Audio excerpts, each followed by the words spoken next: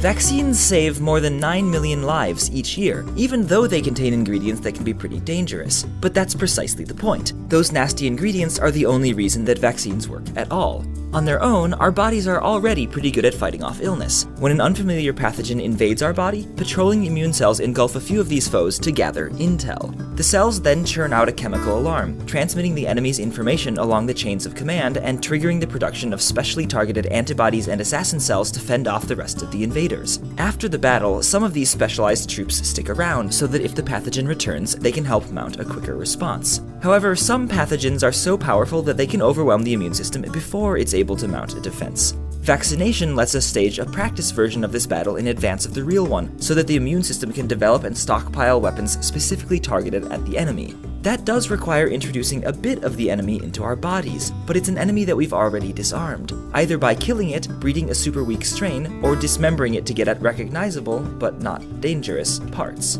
Enter formaldehyde. It's a critical ingredient in some common vaccines, like those for tetanus and influenza, because it alters the structure of those pathogens just enough to render them harmless. This reactivity also makes formaldehyde dangerous to us in large doses, but vaccines contain only a tiny fraction of the formaldehyde we consume in food and naturally produce in our bodies on a daily basis. In fact, the biggest risk with formaldehyde is that it can leave pathogens so crippled that they won't trigger the proper immune response. So some vaccines contain substances called adjuvants, which put the immune system on higher alert. Aluminum, for example, causes a minor irritation at the injection site, summoning immune cells to the scene so they'll encounter the weakened enemy. And although too much aluminum can be toxic, our bodies are super efficient at eliminating it, keeping levels low even after lots of shots. So while boatloads of aluminum, buckets of formaldehyde, and an up-close meet and greet with a full-strength pathogen are all definitely bad ideas, a controlled concoction from a doctor is designed to be just nasty enough to keep us safe. There's always a chance of an adverse reaction to a vaccine's ingredients, but the much scarier scenario would be to let polio, measles, and other deadly diseases call the shots.